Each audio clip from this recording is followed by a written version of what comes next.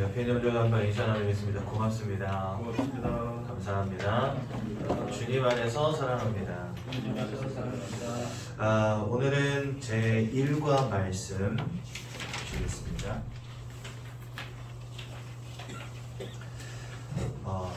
창세기 1장 27절과 28절 2절 말씀 보겠습니다. 창세기는 성경책 맨 처음에 있는 책입니다.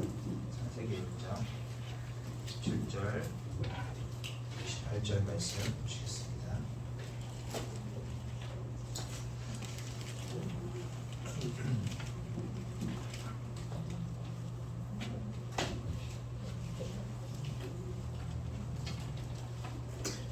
창세기 1장 27절과 28절 말씀 한 목소리로 함께 보도록 하겠습니다. 시작. 하나님이 자기 형상 곧 하나님의 형상대로 사람을 창조하시되 남자와 여자를 창조하시고 하나님이 그들에게 복을 주시며 하나님이 그들에게 이르시되 생육하고 번성하여 땅에 충만하라. 땅을 정복하라. 바다의 물고기와 하늘의 새와 땅에 움직이는 모든 생물을 다스리라 하시니라.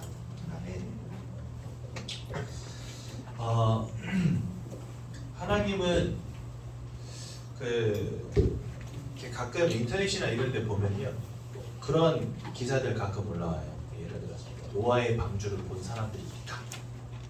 그 다음에 뭐 언약궤가 발견됐다. 그리고 좀 더 막 신비를 더하기 위해서 여러분들 그 언약궤는 이제 이렇게 네모난 큰 상자 궤입니다. 거기에 뚜껑이 있는데 이 뚜껑이 약간 쟁반처럼 생겼어요. 쟁반처럼 생긴 이유가 뭐냐면 옛날 구약 시대 때 제사장들이 하나님께 번제 예배를 올려드릴 때 희생 제물을 잡아서 피를 흘렸거든요. 근데 그 흘린 피를 요 언약궤 위 쟁반같이 생긴 뚜껑 위에다가 담았어요. 거기를 속죄소라고 합니다. 왜 속죄소라고 하냐면 예수님을 대신한 이 희생 제물의 피로 말미암아 저와 여러분들의 죄가 덮였다 해가지고 쟁반을 피로 덮고 거기를 속죄소라고 불렀거든요.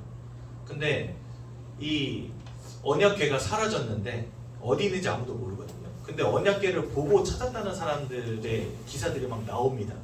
근데 여기다 더 신비함을 더하기 위해서 언약궤가 사실은 예수님이 못 박히셨던 그 처형장 바로 밑에 땅굴 속에 있었다, 이렇게 이야기하고요.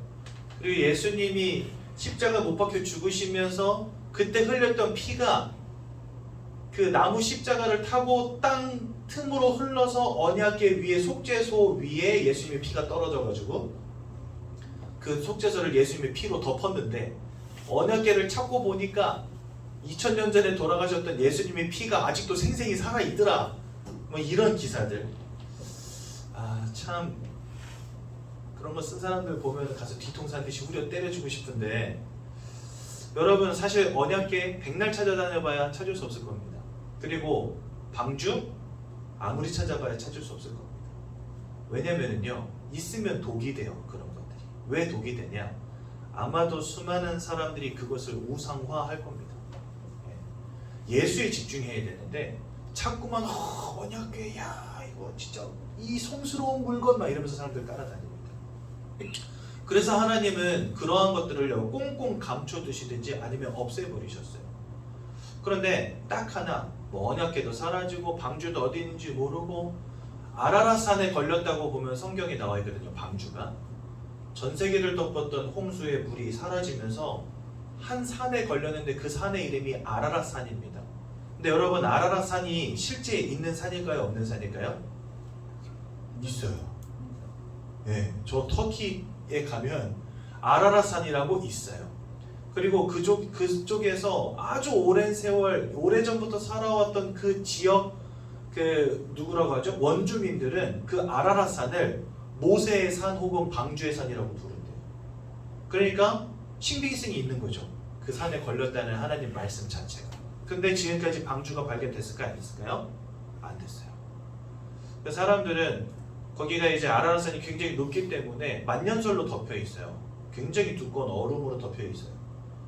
그래서 아마도 그 얼음 밑에 방주가 있지 않겠냐 했는데 그걸 다 깨고 들어가서 찾을 수는 없으니까 그래서 방주를 찾지 못하고 있는 건데 뭐 그게 발견되든 안 되든 상관은 없습니다.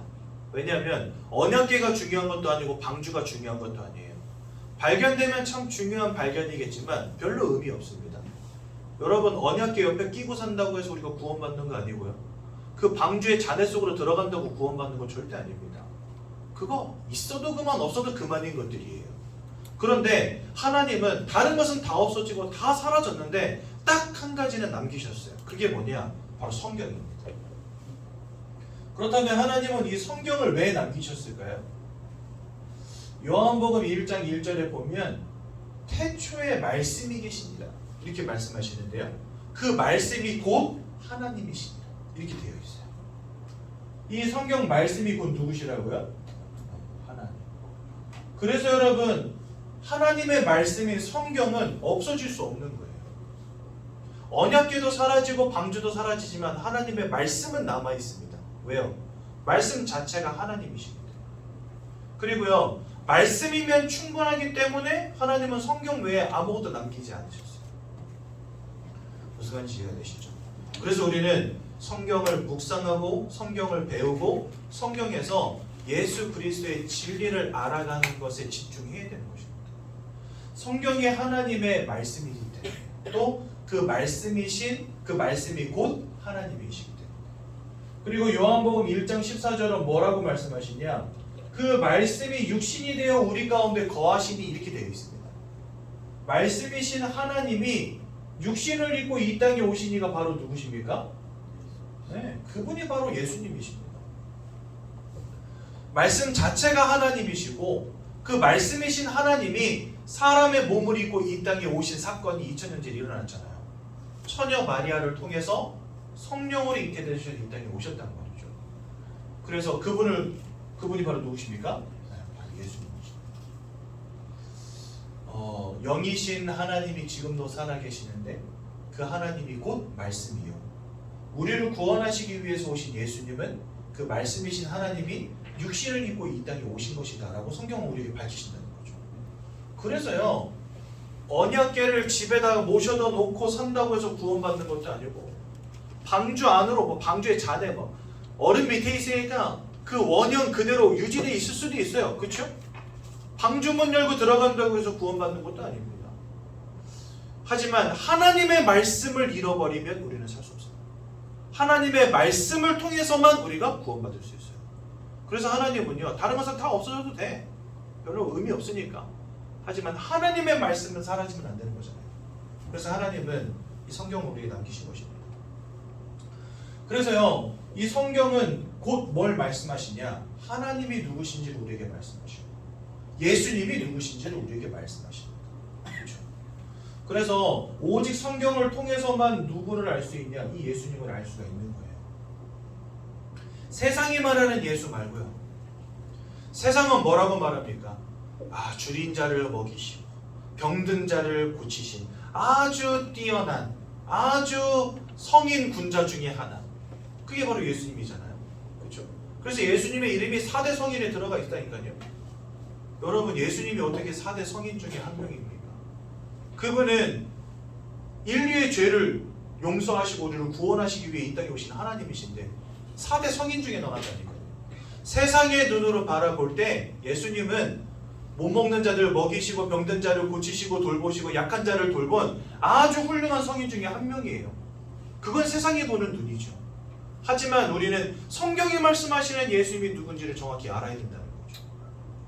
그래서 여러분들 그냥 세상이 말하는 예수 거기에 여러분들의 눈을 국한시켜서 절대 안 됩니다.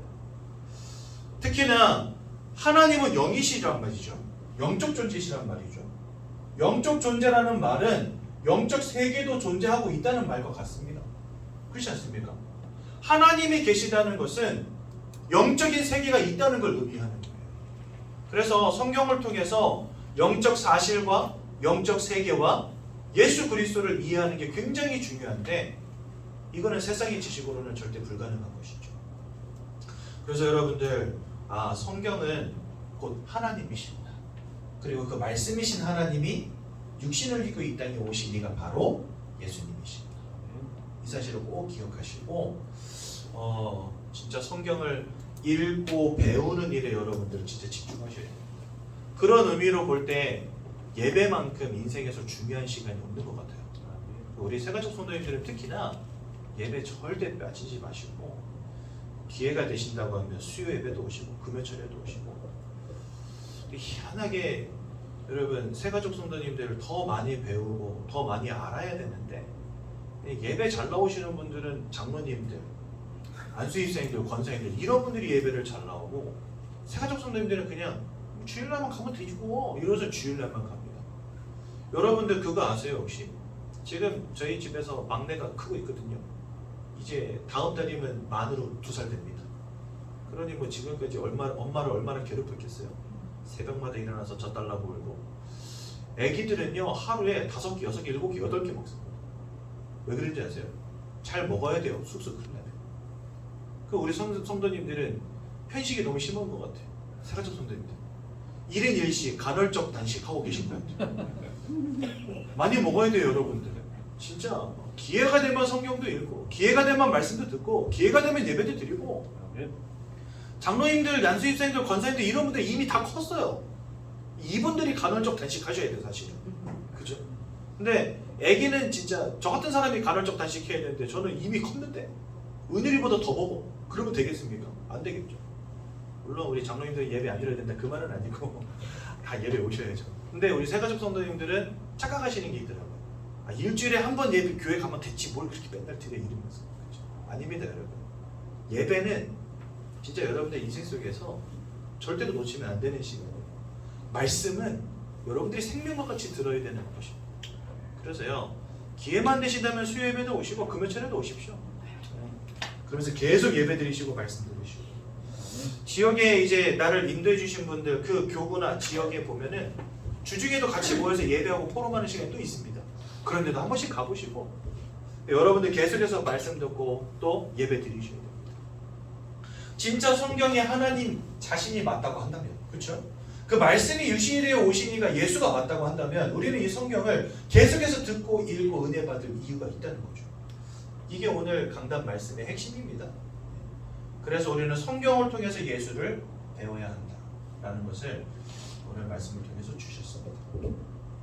그래서 여러분들 오늘 우리가 이제 구원의 길 말씀을 함께 나눌 건데 진짜 여러분들 이 말씀을 한번 집중해 보시기 바라고 성경이 말씀하시는 예수가 누군지를 잘 깨달아 아시기 바랍니다. 성경은요 우리에게 말씀하십니다. 하나님께서 사람을 창조하셨다라고 말씀하십니다. 창세기 1장 27절과 28절에 하나님의 형상을 따라 사람을 창조하셨다 되어 있는데요. 즉 우리를 다른 피조물들과 다르는 영적 존재로 만드셨다는 것입니다. 성경에 보면 하나님이 사람을 흙을 빚어서 모양을 빚으신 다음에 그 코에다가 생기를 불어 넣었다 이렇게 되어 있습니다. 근데 하나님이 지으신 모든 동물들의 이름을 하나씩 주시기 위해서 하나님이 하신 일이 있어요. 그게 뭐냐면 아담에게로 모든 동물들을 다 데리고 오십니다. 하나씩 아담 앞으로 나오게 하시고 아담이 그 동물들의 이름을 다 지어줘요. 여러분 지구상에 얼마나 많은 동식물들이 있습니까? 근데 그 이름을 아담 혼자 다 지어줬습니다. 근데 거기에서 아담에게 이렇게 나오게 하실 때 거기에 보면 뭐라고 되어 있냐면 하나님이 흙으로 지으신 모든 동물들을 아담 앞으로 오게 하셨다 이렇게 되어 있어요. 그러니까 사람만 흙으로 지으신 게 아니고 동물도 흙으로 지으신 거예요. 근데 사람과 동물의 차이가 뭐냐? 동물은 그냥 흙으로 지으신 거고 사람은 흙으로 지으신 이후에 생기를 불어 넣었다라는 말이 추가가 되어 있어요. 그러니까 동물과 사람을 하나님은 다른 존재로 만드셨다는 거예요. 근데 그 다른 존재로 만드셨다는 게 뭐냐? 바로 이 영적 존재라는 것을 의미합니다. 그래서 사람은 하나님의 형상을 담고 동물들과 다른 영적 존재로 창조되었기 때문에 영적 행위를 하는 유일한 존재가 바로 사람입니다. 여러분 산에 올라가면 이렇게 돌탑 같은 거 쌓여져 있잖아요. 누가 쌌을까요? 다람쥐가 하나 툭 올리면서 올해는 뭡니까 뭐 도토리가 풍년이게 해주세요 이러면서 막 돌 다 쌓았을까요? 아니면 뭐 지나가는 길고양이가 오늘은 좀 올해는 좀 배불리 먹게 해주세요 하면서 돌 하나 쌓았을까요? 아니에요. 동물들은요 죽어도 그런 행위들을 하지 않습니다. 뭐 교회를 가든 뭐 절에 가든 뭐 불공을 드리든 기도를 한다든지 뭐 찬양을 한다든지 이런 행위를 동물들은 절대 하지 않습니다. 그 돌담 누가 쌓았냐? 사람들이 쌓은 거예요. 길 지나다니다가 한 사람 두 사람 쌓기 시작했는데 그걸 보면서 다른 사람들이 이제 올립니다. 올리면서 우리 아들 잘 되게 해달라고 건강하게 해달라고 우리 남편 사업 잘 되게 해달라고 그렇죠? 사람은 이런 영적인 행위를 한단 말이죠. 동물들은 하지 않죠. 또한 사람은 창조의 행위를 하는 유일한 존재입니다. 왜 그럴까요? 하나님을 닮았기 때문에 이 땅을 창조하신 하나님을 닮았기 때문에 창조의 행위를 하는 유일한 존재입니다. 그렇죠? 이거 다 누가 만들었습니까? 사람들이 만들었잖아요. 흙에서 철분을 뽑아서 이거 만든 거예요. 대단하죠? 그런 창조의 능력이 있다는 겁니다. 사람. 그럼 하나님이 왜 이렇게 좀 다른 동물들과 특이하게 다른 존재를 만드셨을까요? 거기에는 이유가 있다는 겁니다. 어떤 이유가 있느냐? 그게 바로 하나님 이 땅을 창조하실 때 갖고 계셨던 원리입니다. 하나님은 그냥 마음대로 맘가는 대로 그냥 막 되는 대로 창조하신 게 아니라는 거예요. 분명한 계획을 갖고 창조하셨다는 거죠. 피조물들을 지으시고 그 피조물들에게 절대적인 원리, 깨어지면 사망일 수밖에 없는 절대적인 원리를 하나씩 주십니다. 예를 들자면 물고기는요 물이라고 하는, 나무는 땅속에다가 뿌리를 내리고, 새는 공중을 날아다니는, 그렇죠? 이런 원리를 주십니다. 쉽게 말하면 물을 잃어버린 물고기는요 살 수가 없는 거예요. 그렇죠? 나무에서 뿌리 뽑힌 나무, 땅에서 뿌리 뽑힌 나무는 살 수 없는 겁니다. 공중을 잃어버린 새도 살 수가 없는 겁니다. 이렇게 피조물들과 원리를 하나씩 주신 것입니다. 또 다르게 말하면 물속에 있다면 물고기는요 모두 풍요를 누릴 수 있는 거예요. 나무가 땅속에 뿌리 내리고 있다. 그러면 노력하지 않아도 잎사귀가 나고 열매가 맺습니다. 그렇죠? 새들이 하늘을 날아다니면서요 그 가느다란 다리로 하늘을 날아다니면서 새끼도 낳고 키웁니다. 그렇죠? 즉 이 원리 속에만 있으면 되는 존재들을 하나님 만드셨다는 거예요. 그렇다면 여러분들 사람에게 주시는 원리는 무엇일까요? 여러분들에게 뭐가 있어야 살겠습니까? 이게 중요한 거죠. 제가 어렸을 때 저희 집에서 돼지를 한 마리 키웠거든요. 근데 이 돼지를 키우는 그 뭐라고 하죠? 돈사라고 해야 되나요? 소 키우는 데는 우사라고 하니까 돼지 키우는 데는 돈사라고 해야 되나요? 돈사가 하나 있었어요. 쬐끄맣게 제 기억에 한 2평 남짓한 것 같아요. 거기에다가 그냥 가다 놓고 일평생 거기서 그냥 사는 거예요. 죽을 때까지. 근데 이 돼지가 거기서 똥도 싸고 오줌도 싸고 막 구정물 먹으면서 이렇게 삽니다. 근데요 돼지 꼬리 아시죠? 이렇게 말려있는 거. 근데 이 돼지가 밥 갖다 줄 때 되면 꼬리 흔드는 거 아십니까 여러분들? 그 쬐끄만 꼬리를 이렇게 흔들어요 돼지가. 그래가지고 거기다가 가둬놓고 키우는데 아침마다 이제 제가 밥을 갖다 주잖아요. 밥을 갖다 주면서 이제 학교를 가거든요. 그러면 밥 들고 가면은 막 내 보이자마자 저 뒤에서부터 막 꼬리 막 이렇게 흔들면서 좋아합니다. 꾸레 하면서 좋아해요. 밥 갖다 주면 좋다고 막 퍼먹고. 여러분 누가 여러분들을 우사에다 가둬놓고 밥만 준다 생각해보세요. 뭐 어떻게 되겠습니까? 내가 언젠간 여기서 빠져나가서 저 인간을 때려 죽일 거야 이렇게 마음 먹겠죠. 그렇죠? 근데 돼지는요 밥만 갖다 주면 꼬리 흔들면서 좋아합니다. 지 똥 오줌 위에서 누워 자면서도. 사람이 밥만 먹는다 행복하겠습니까 여러분? 우리는 뭔가 돈 버는 거, 성공하는 거, 뭐 잘 나가는 거 여기에 우리 인생의 목적을 두잖아요. 얘는 내가 좀 부자가 되면 난 행복할 것 같은데 세상에는 잠을 이루지 못하고 공황장애 혹은 우울증에 시달리면서 고통당하는 부자들이 그렇게 많다는 사실. 뭔가 돈 많이 벌면 행복할 것 같은데 그게 나에게 있어서 절대적인 원리는 못 된다는 거죠. 그렇죠? 뭐 어떤 사람은 뭐 건강해야 된다 이렇게 말하지만 태어날 때부터 뭡니까? 장애를 가지고 태어나는 그런 사람들도 있어요. 그렇지 않습니까? 건강해야지만 사는 것도 아닙니다. 사실은 아픈 와중에도 뭔가 내 팔다리에 문제가 있는 와중에도 사람들은 살아갑니다. 어떤 사람은 막 사랑에 목맵니다. 근데 어떤 사람은요 사랑이 초연합니다. 희한하죠. 누군가에게는 우리가 지금 말한 이런 조건들, 막 성공, 돈, 그 다음에 건강 이런 것들이 누군가에게는 중요한 원리겠지만 어떤 누군가에게는 별로 필요치 않은 부분일 수도 있다는 거예요. 그렇다면 우리는 그것을 절대적인 원리라고 말할 수 있겠죠. 여러분 물고기에게 물은 절대적이지 않습니까? 물을 잃어버린 물고기는 살 수가 없는 거잖아요. 사람은요 돈 잃어버렸다고 해서 죽는 건 절대 아닙니다. 여러분 사업 망했는데 걷다 대고 아이고 절대 죽지 마십시오 이렇게 말합니까? 아니잖아요. 사업 망한 분들에게 가면 뭐라고 말합니까? 힘내십시오 다시 일어날 수 있습니다 이렇게 말하죠. 물 밖으로 나온 물고기를 보면 무슨 생각 드시죠? 아 저거 죽었구나 싶잖아요.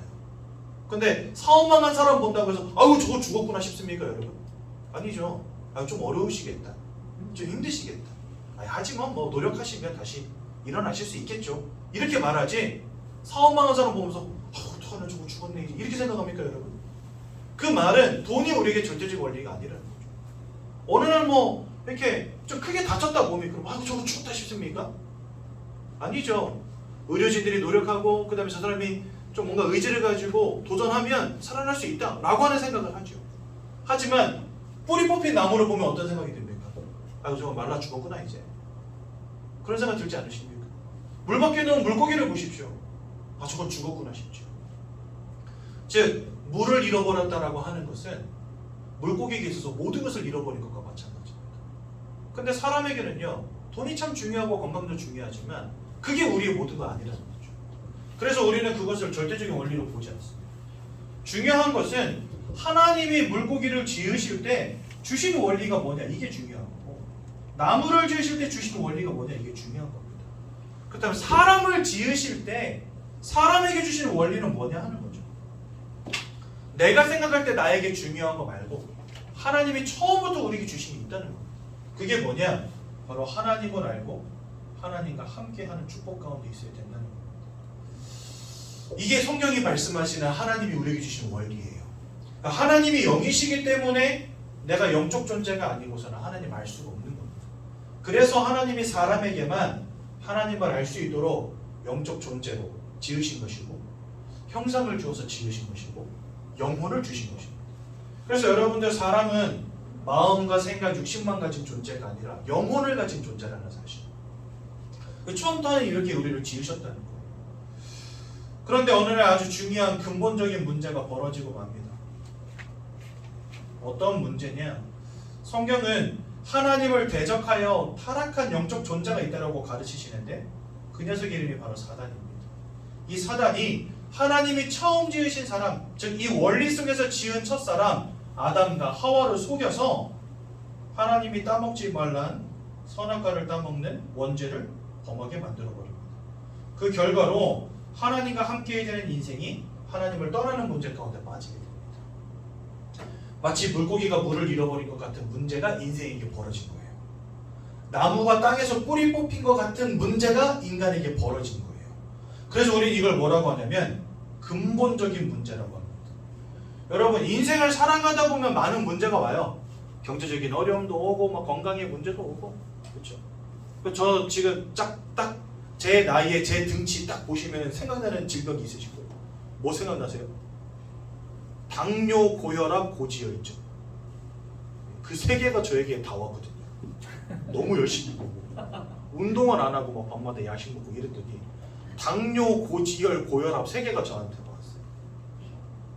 저는 이제 2형 당뇨예요. 1형 당뇨는 뭐냐? 처음부터 인슐린 분비가 제대로 안 되는 몸을 갖고 태어난 사람. 2형 당뇨는 뭐냐? 인슐린 분비는 왕성했는데 몸 관리를 안 해서 췌장이 망가진 사람. 그걸 2형 당뇨라고 해요. 저 같은 경우는 2형 당뇨거든요. 한때는 막 몸무게가 108kg, 110kg에 육박했었어요. 밤마다 맨날 먹고 자고 이러니까. 지금은 이제 당뇨가 와가지고 열심히 운동하고 있습니다. 여러분들 근 반년 만에 최저 몸무게로 돌아왔거든요. 이제 올해 목표는 80kg까지 가는 겁니다. 제 목표치가 80인데 그냥 80이 안 되시는 분들 투성인데 여기는 80까지 가려면 산을 여러 개 넘어야 돼요. 한 곡에, 두 곡에, 세 곡에, 한 20곡에 가까이 넘어야 80kg까지 가능합니다.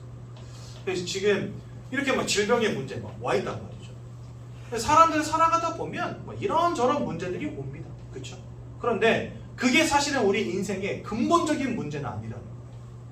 그런 문제가 올 수밖에 없었던 우리가 알지 못하는 영적인 문제가 있었다는 것입니다. 이게 왜 중요한지는 조금 이따가 설명을 할 건데요. 사람은 그냥 돈이 필요하면 돈 벌면 된다 여기고, 건강이 나쁘면 그냥 운동하면 그만이다 여기고, 그렇게 살아가는 게 인생이다 이렇게 생각하는데, 이게 넘어도 또 다른 산이 기다리고, 이 문제 해결되어지면 저 문제 또 오고, 저 문제 해결되어지면 다른 문제가 또 오게 되고, 인생이 끊임없는 문제의 연속인 거죠. 그런데 이러한 문제들이 올 수밖에 없었던 근본적인 원인을 성경은 말씀하신다. 이것을 알아야 된다는 거죠. 성경은 우리에게 말씀하십니다. 하나님과 함께 해야만 행복한 존재, 살 수 있는 존재인 사람이 사단의 요소가 죄를 짓고 하나님을 떠난 그 순간부터 첫 번째로 요한복음 8장 44절, 우리의 영적인 배경 자체가 하나님에서 마귀로 바뀌게 되었다라고 성경 말씀하십니다. 다른 말로 이것을요, 성경은 마귀에게 속한 자가 되었다라고 말씀하십니다. 세상 말로는 운명과 사주팔자라고 말합니다. 즉 모든 사람들이 하나님을 떠나서 사단 마귀에게 사로잡힌 인생이 되었다고 말씀하십니다.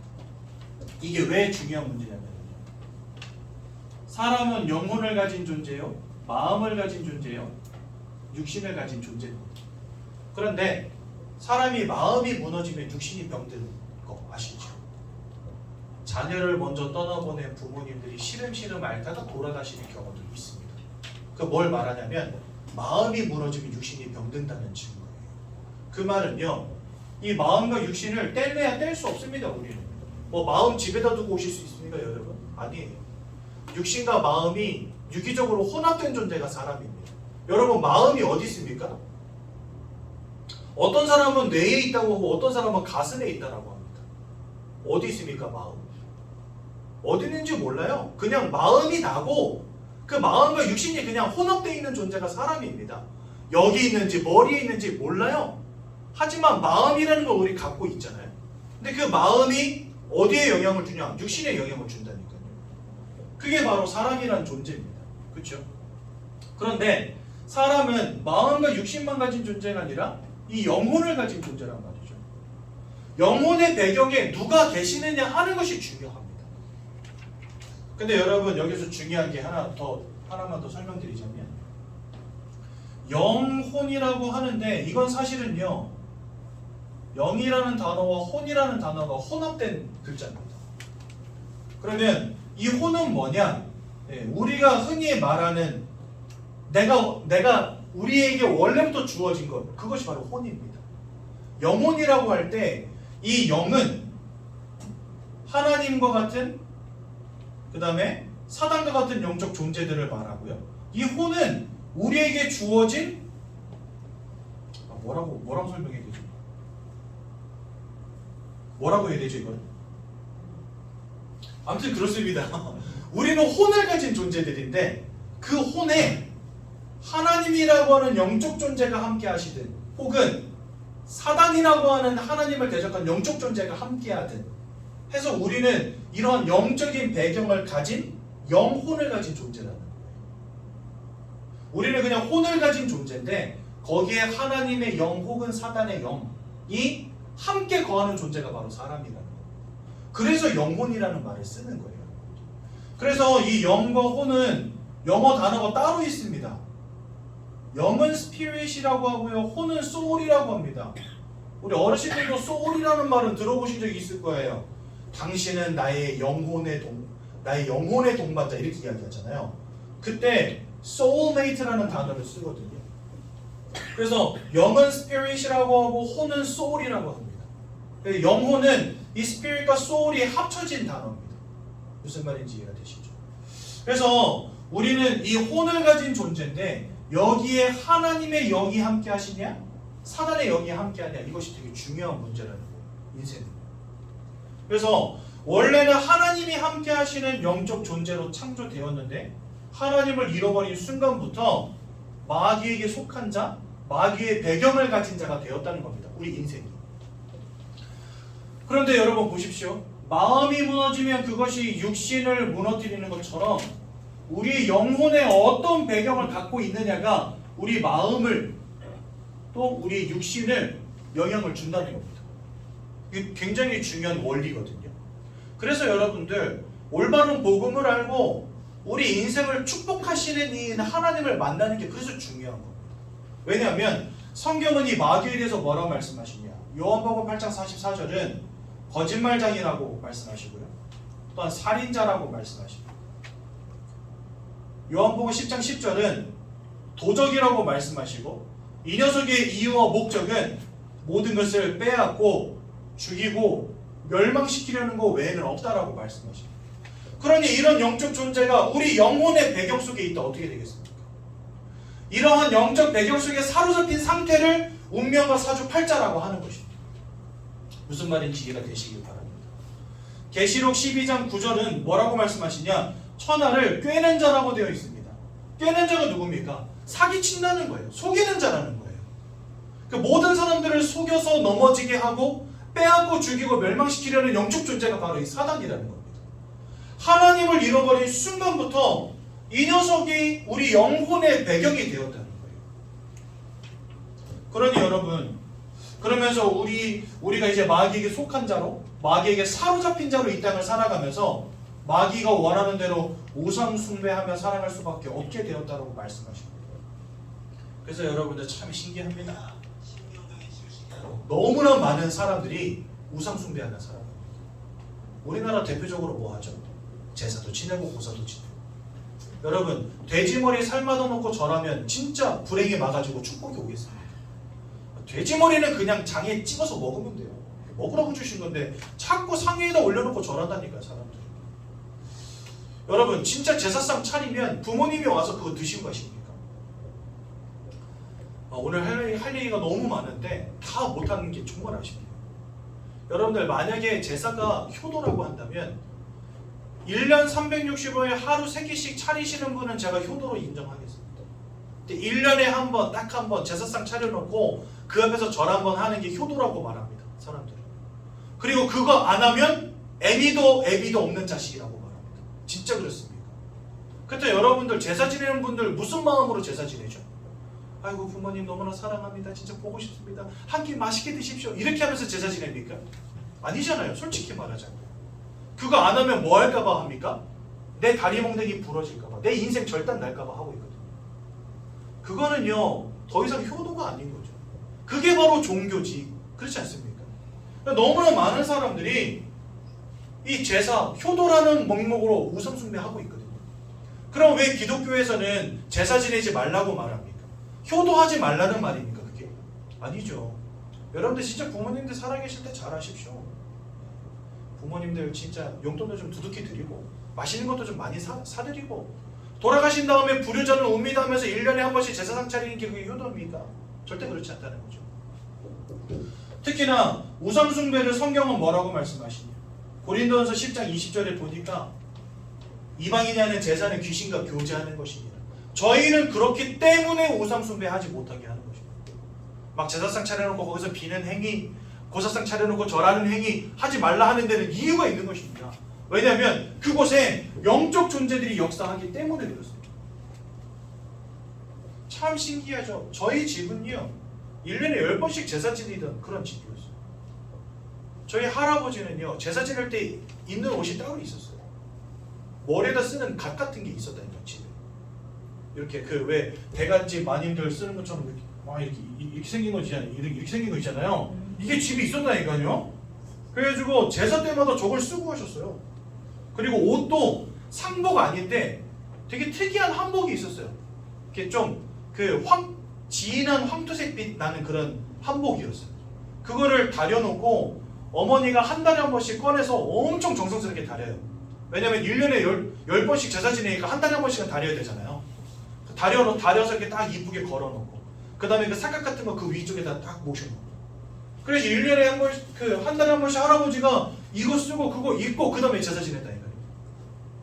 종갓집이라고 하면서, 양반집이라고 하면서. 그런데 참 희한하죠. 작은아버지들 다 이혼하고 사업 무너지고 기형아가 막 태어나고, 막 중독에, 할아버지는 알코올 중독으로 저희 아버지도 알코올과 도박 중독으로, 저는 게임 중독으로 막 가정과 가문이 막 풍비박산 나는데 아무리 빌고 절하고 드려도 안 되는 거죠. 그래서 이 영적인 존재가 역사한다는 걸 알지 못한 채 그냥 우리 지금까지 막 차려놓고 열심히 빈 겁니다.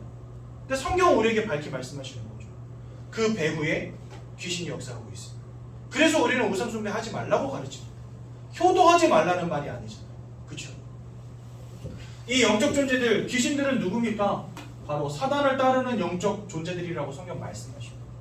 그러니까 결국은 사단이라고 하는 영적 존재에게 사로잡힌 채 그 속에서 이게 귀신 섬기는 것인지도 알지 못한 채 우상 숭배하고 있다는 거예요. 모든 사람들이. 제가 살던 동네 강시홍씨 모여 사는 동네입니다. 다 종갓집들이에요. 근데 참 희한하죠. 빈 무덤들 너무나 많아요. 이 장손들 굉장히 중요한 사람들 아닙니까? 다음 때의 제사를 이어가야 될 사람들. 밖에 나가서 외지에서 객사하고 죽어나가는데 언제 어디서 어떻게 죽는지도 모르고 시신도 못 찾아서 장례는 치러놨는데 속이 빈 무덤들. 저희 동네에 굉장히 많습니다. 그 가정들 다 뭐하는 집들이냐? 다 이거하는 집들이에요. 근데 왜 그렇습니까? 왜 이렇게 가정과 가문이 무너지고 후대들이 막 풍비박산 납니까? 희한하죠? 그렇게 열심히 제사 지내고 드렸는데 이게 제 이야기인 줄 알았더니 현장에 이런 사람들 가득 찼더라고요. 뭐 우상숭배 열심히 하고 막 점집 찾아다니고 무당집 찾아다니고 막 점치고 굿하고 부적부적 했던 사람들 보면은요 한때 잘 나가는 것처럼 보이다가 인생의 폭삭 주저앉은 분들이 가득 차 있습니다. 왜 그렇습니까? 사단은 모든 것을 빼앗고 죽이고 멸망시키는 자인데 그 녀석을 따르는 무리들, 귀신을 섬기는 행위가 바로 우상숭배라니까요. 여러분들 제사와 고사가 이래서 무서운 겁니다. 그러니 여러분 이 속에서 마음과 생각이 무너질 수밖에요. 아까도 제가 말씀드린 것처럼 우리의 영혼이 어떤 배경 속에 있느냐가 우리의 마음을 결정짓는다니까요. 빌립보서 4장 6절에서 7절에 보면 모든 지각이 뛰어난 하나님의 평강이 너희 마음과 생각을 지키신다 이렇게 되어 있습니다. 즉 하나님은 우리의 마음을 지키시는 분이세요. 무너지는 것을 지키시고 우리 마음을 평안함으로 채우신다 이렇게 되어 있습니다. 내가 주는 평안함은 세상이 주는 평안함과 다르다 이렇게 되어 있습니다. 우리가 막 로또 같은 거 당첨됐다 기쁘잖아요. 행복하잖아요. 근데 그거는요 어떻게 되죠? 영원히 지속되는 행복이 아닙니다. 여러분 제가 몇 년 전에 차를 바꿨거든요. 레이라고 하는 경차 타고 다니던. 경차 특징 아시죠? 힘이 없어요. 저같이 등치 큰 사람들이 타면 막 빌빌댑니다. 여름에 에어컨 틀었다 그러면 차가 바퀴에 껍딱지를 붙여놨는지 안 굴러가. 답답하더라고요. 근데 이제 중고 소나타로 바꿨어요 차를. 바꾸니까 행복하대. 차가 너무 잘 나가. 그래가지고 제가 차를 처음 산 날 어쨌는지 아십니까? 시동을 하루에 20번 더 걸었다 껐어요. 제 레인에 이렇게 키를 돌리는 건데 얘는 버튼을 누르는 거야. 너무 신기한 거예요. 그래가지고 그냥 나가가지고 계속 누르는 거예요 버튼. 야 이게 시동이 걸리네. 이것도 해보고 저것도 해보고. 어머나 뭐 핸들이 뭐 뻑뻑한 것도 있고 부드러운 것도 있고 모드가 막 여러 개가 있고 에코도 있고 막 그러니까 막 신기해. 에어컨 트니까 막 너무 빵빵하고. 그 며칠 갈 것 같습니까 여러분? 한 이틀 지나니까 시들시들해지고 3일 되니까 그냥 레이가 그놈이고 소나타가 레이고 레이가 소나타고 그냥 내가 가고 싶은 곳에 나를 데려다주는 물건 그 이상 그 이하도 아니게 되더라고요. 뭔가 세상으로부터 오는 평안함 정말 나에게 큰 행복이고 기쁨일 것 같죠? 아닙니다. 저희가 안성에서 살 때 저희 아버님이 한때 사업이 잘 되셔가지고 돈을 많이 버신 적이 있어요. 그때 막 집도 사고 차도 사고 난리는 아니었거든요. 근데 안성에서 아무튼 제일 큰 평수의 아파트, 그때 당시에 제일 큰 평수의 아파트로 들어간 거예요. 저희 어머니가 뭐 행복해 죽으시더라고요. 저 시골에서 우서 옆에서 똥냄새 맡으며 살다가 안성 이 시내에 아파트 이렇게 사가지고 들어오니까 얼마나 좋습니까? 근데 한 3일째 되던 날부터 한숨을 푹 쉬시는 거예요. 왜 그랬을까요? 집이 너무 커. 아무리 쓸고 닦아도 청소가 끝나질 않아. 그래가지고 저희 어머니가 야, 네 방은 이제 네가 좀 해라. 저희 할머니한테도 어머님 집이 너무 커서 방 청소는 슬쩍 한번 해주시면 좋겠어요 이러시더라고요. 집이 커서 행복할 것 같지요? 청소만 늘어납니다. 뭔가 인생이요 세상으로부터 오는 평안함 그것으로 내가 영원한 기쁨 찾을 것 같지만 아닙니다. 그래서 주님이 주시는 평안함은 세상이 주는 것과 다르다 이렇게 말씀하시고 이렇게 우리의 마음을 지키시는 이의 역사가 우리의 마음과 생각을 지켜주셔야 되는데 하나님을 잃어버린 그 순간부터 사단 마귀에게 사로잡힌 그 순간부터 마음과 생각이 이유 없이 무너집니다. 저 강남의 펜트하우스에 통장에 100억씩 꽂아놓고 사는 그런 아줌마들 밤에 잠 못 이뤄서 약 먹고 있습니다. 왜 그렇습니까? 나도 모르게 어느 날 우울증과 같은 조울증과 같은 공황장애 같은 문제들이 막 찾아옵니다. 왜 그렇습니까? 도대체 내가 뭐 특별히 우울할 것도 없는데 그냥 막 마음이 너무 슬퍼. 살아갈 수가 없어. 어떤 아가씨는요, 막 제가 현장에서 만난 아가씨는 하루 종일 베란다에서 지상을 내려다보고 있는 거예요. 그래서 뭐 고민하고 있냐? 뛸까 말까 이거 고민하고 있대요. 못 사는 집도 아니야. 왜 그렇습니까? 도대체 우리가 원하는 세상의 것 아무리 갖춘다 하더라도 마음과 생각이 무너지는 걸 막을 수 없다니까요. 왜 그렇습니까? 지키는 자가 계시지 않고 무너뜨리는 자만 있는 거예요. 빼앗고 죽이고 멸망시키려는 자가 우리의 영적 배경 속에 있다니까요. 내가 마음을 먹는다고 해서 마음을 지키려고 노력한다고 해서 되는 게 아닙니다. 여러분 우울증 걸린 사람들요 매일 하는 게 뭔지 아십니까? 긍정적인 마인드를 가지려고 노력해요. 나는 할 수 있다. 나는 이겨낼 수 있다. 백날 먹어봐야 안 되는 거예요. 죽고 싶은 마음이 자꾸 밀려오는 거예요. 왜 그렇습니까? 마음과 생각을 지키는 자의 역사가 있어야 된다는 거죠. 우리의 영적인 배경 속에 이 사단의 역사가 있으니 우리가 사단에게 속한 자가 된 순간부터 우리의 마음과 생각도 자꾸 빼앗김 당하고 죽임 당하고 멸망 당하는 겁니다, 여러분들. 그래서 사람들의 마음과 생각이 무너지는 거예요. 여러분 세상은 점점 좋아집니다. 의료, 과학기술 점점 좋아지고 있습니다. 못 고치는 병이 없다잖아요, 여러분들. 이제 에이즈도 고칠 수 있는 시대, 암도 조기 발견하면 고칠 수 있는 시대가 됐다니까요. 그런데 막 100세 시대가 되고 막 좋은 약, 좋은 의료기구, 어마어마한 과학기술이 나온다 할지라도 인생의 개인의 문제는 해결이 안 되어져요. 마음과 생각의 문제 해결이 안 돼요. 세상은 점점 좋아지는데 정신의 문제 점점 심각해지고 있습니다. 세상은요 마약하지 않으면 안 되는 시대, 약을 먹지 않으면 안 되는 시대로 지금 자꾸 흘러가고 있다니까요. 왜 그렇습니까, 여러분? 얼마나 우리가 잘 먹고 잘 사냐의 문제가 아니라는 겁니다. 진짜 사람은 영적 존재가 맞다고 한다면 우리의 영적 배경 속에 무엇이 있느냐가 내 마음과 생각과 삶과 육신을 주관한다니까요. 주장한다니까요. 결정한다니까요. 하나님을 잃어버린 채 사단이 우리 마음과 생각 속에 아니 영혼의 주인 되어진 그 순간부터 우리는 운명과 사주팔자에 붙잡힌 인생 돼버린 겁니다. 아무리 몸부림쳐도 빠져나올 수 없습니다. 그래서 우리 영혼의 주관자가 사단이 됐다는 말은 굉장히 무서운 말인 거예요. 그게 곧 내 마음과 생각의 실패를 의미하는 것이고 또한 우리의 삶과 육신의 실패를 의미하는 것입니다.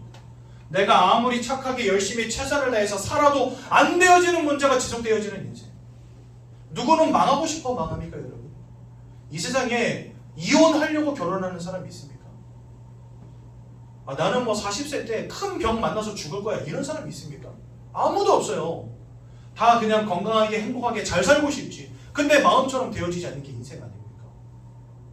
여러분들의 마음을 운명과 사주팔자, 여러분들의 인생을 운명과 사주팔자로 사로잡은 영적 존재가 있다고 성경은 우리에게 말씀하십니다. 이게 바로 뭐냐? 영적 원리입니다, 여러분. 이런 거 몰라도 돼. 그냥 내 주먹만 믿으면 돼. 돈 잘 벌면 돼. 어느 날 뭔가가 보이고 들리기 시작하는데 내 통장에 돈이 무슨 소용입니까? 어느 날 원치 않는 막 질병의 문제가 막 찾아왔는데 내가 이룬 성공이 무슨 소용입니까? 여러분, 우리는요 세상이 말하는 진리에 속아서는 안 됩니다. 공부 열심히 해라, 돈 많이 벌어라, 성공해라, 그러면 너 행복하게 잘 살 수 있다. 진짜 그렇습니까, 여러분? 저도요 지금까지 가정을 이루고 막 열심히 살아왔거든요. 제가 원하는 돈 오지 않더라고요. 근데 참 희한하죠? 그 누구와도 비견될 수 없는 참 평안함, 하나님 내 마음속에 늘 채우시는 거예요. 저희 아버님, 어머님 그렇게 아등바등 사시면서 옛날에 너무 큰 갈등 속에 있었거든요. 이혼 한 해 만에 사내 만에 했던 가정입니다. 그런데 참 희한하죠? 예수 만난 뒤로부터 가정에 천국이 임하더라니까요. 요즘에는 기회만 되면 우리 집 식구들 다 같이 5식구 같이 내려갑니다. 셋 해가지고 가가지고 같이 밥 먹고 막 찬양하고 예배하고 얼마나 기쁘고 행복하고 좋은지. 밤마다 전화 옵니다, 아버지한테. 야, 우리 손주 잘 있냐 이러면서요. 야, 우리 손주 잘 있으니까 아빠가 또 맛있는 거 한번 쏴야지. 그래서 밤마다 막 파티해요. 피자가 오고 막 닭이 오고 어저께는 또 짜장면 보내주셔서 또 짜장면 먹고. 얼마나 사는 게 즐겁고 행복한지. 여러분들 강남의 펜트하우스에 막 통장에 100억씩 꽂아놓고 살면 진짜 행복할 것 같습니까, 인생이? 내 영혼의 주인이 바뀌지 않는 이상은요 여러분들 마음과 생각과 삶과 육신의 문제 절대로 해결되어지지 않습니다. 그 속에서 오는 공허함과 우울증 절대로 막을 수가 없습니다. 왜요? 그게 바로 눈에 보이지 않는 영적 존재의 역사로부터 시작되는 것이기 때문에 진짜 이러한 영적 원리 속에 우리가 살아가고 있다는 게 맞다고 한다면 하나님을 잃어버린 이 문제가 바로 인생의 근본적 문제라는 거예요. 지금 돈이 없는 게 문제가 아니고 건강 조금 잃어버린 게 문제가 아니라는 겁니다. 사업 조금 실패한 게 문제가 아니라는 겁니다. 진짜 문제는 하나님을 잃어버렸다는 거예요. 그리고 하나님을 잃어버린 그 자리에 지금 이 사단이 딸이 들고 있다는 겁니다. 영혼의 영적 배경이 마음과 생각과 삶과 육신을 무너뜨리는데 이 문제 해결이 안 되어지니까 답이 없는 거예요. 인생은 무너져가는데 답이 없어요. 저기 봐서 저기 가봐도 안 되고 여기 가봐도 안 되고 구슬을 해봐도 안 되고 점을 쳐봐도 안 되고 부적을 갖다 붙여봐도 안 되고 제사를 지내도 안 되고 고사를 지내도 안 되고 최선을 다해도 안 되고 열심히 살아도 안 되고 돈을 열심히 벌어봐도 안 되고 인생이 자꾸만 무너지는데 브레이크도 없고 어떻게 해결이 될지도 모르겠고 여러분 인생이 이렇게 되는 겁니다. 사람이 영적 존재라는 것에서부터 우리 자신을 바라봐야 돼요. 여러분들이 여러분들 자신을 바라보는 눈이 내가 영적 존재구나 라고 하는 것에서부터 시작이 돼야 돼요. 근데 세상은 이 영적인 세계를 부인합니다. 왜? 눈에 보이지 않고 과학으로 입증되지 않기 때문에. 그렇죠? 그래서 여러분들 이 영적 존재라고 하는 것, 영이신 하나님을 아는 것, 근데 그 하나님을 잃어버렸다는 것, 그 순간부터 사단 마귀에게 사로잡히게 되었고 그것이 우리의 마음과 생각과 삶과 육신에 지대한 영향을 끼치고 있다는 것, 이거를 바로 이해하시라는 겁니다. 더 중요한 건 히브리서 9장 27절입니다. 사람이 한번 죽는 것은 정하신 것이요. 맞습니다. 누구도 죽음을 피해갈 수 없습니다. 여러분들 천년 만년 사시겠습니까? 여러분들 통장에 있는 돈 죽음 다음에 지옥 천국까지 가져가실 겁니까? 아니잖아요. 중요한 것은요, 이 땅에서의 80년이라고 하는 짧은 생이 아닙니다. 그 이후에 영원이라고 하는 영적 세상이 기다리고 있다니까요. 성경은 우리에게 그러한 영적 세계가 있음을 알려주십니다. 천국과 지옥이 있음을 말해주신다는 거예요. 이 땅에서 아등바등 살면서 좀 더 먹으려고, 좀 더 자려고, 좀 더 누리려고 하다가 보니까 예수도 모르고 교회도 모르고 말씀도 모르고 구원도 모르고 천국도 모르고 지옥도 모르고 살아가다가 하나님의 심판 앞에 서게 된다고 말씀하십니다. 이 땅을 살아가는 게 이 사단의 역사 속에서 안 그래도 지옥 같은데 나중에 죽어서는 정말 지옥에 갈 수밖에 없는 인생. 더 큰 문제는 뭐냐? 우리의 후대들이 여기서 자유로울 수 없다는 사실입니다. 즉, 이 땅에 태어난 모든 사람들은 이 문제로부터 자유로울 수 없다는 거예요. 모든 사람이 죄를 범하였음에 하나님의 영광에 이르지 못하였고 의인은 없나니 하나도 없느니라. 모든 사람이 열외가 없다는 거예요. 이게 우리가 돈 많이 번다고 공부 열심히 한다고 착하게 산다고 해결되어질 문제입니까, 여러분? 운명과 사주팔자의 문제가 우리 인생을 사로잡은 영적 존재가 내가 좀 착하게 산다고 놔주겠습니까? 아니라는 거예요. 그래서 성경은 우리에게 뭐라고 말씀하시냐면 먼저 강한 자를 결박하지 않고서는 그 강한 자의 손아귀에서 그의 세간을 늑탈할 수 없느니라 이래 되어 있습니다. 맞지요? 한 집을 지키고 있는 강한 자를 결박하지 않고서는 그 집에 있는 물품들을 빼앗을 수 없는 겁니다. 요즘에 우크라이나랑 러시아 전쟁 한창이죠. 러시아가 우크라이나를 점령하고 자기들의 이익을 쏙쏙들이 빼와야 되는데 못하는 이유가 뭡니까? 러시아에 저항하는 우크라 군인들이 있어서 그런 거예요. 그러면 러시아가 우크라이나를 먹으려면요 가장 먼저로 뭐 해야 됩니까? 우크라이나 군대를 다 박살 내야 됩니다. 그래야지만 우크라이나를 차지할 수 있는 거예요. 마찬가지입니다. 사단에게 사로잡힌 인생은요 그 사단의 관세가 깨어지지 않는 이상 거기서 해방되어질 수 없는 겁니다. 근데 이게 돈으로 되겠습니까? 성공으로 되겠습니까? 열심히 산다고 착하게 산다고 되겠습니까? 아니라는 거죠. 즉 이 땅의 방법, 이 땅의 것으로는 이 영적인 문제 절대로 해결할 수 없다는 겁니다. 그렇기 때문에 하나님이신 예수님이 이 땅에 오시겠다고 성경 우리에게 계속해서 말씀하신 거예요.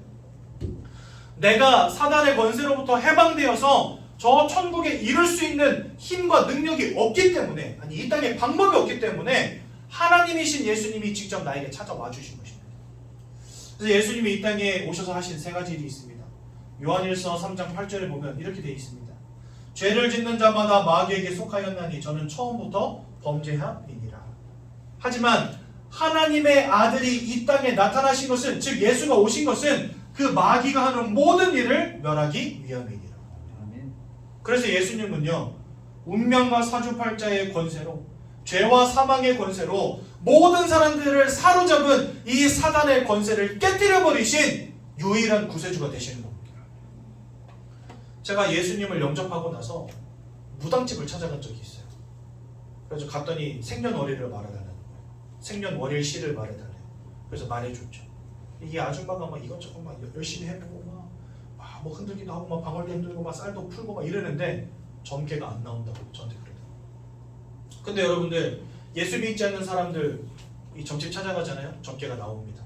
근데 예수 믿는 사람들 점집 찾아가잖아요. 점괘가 안 나옵니다. 왜 그럴까요? 참 신기하죠.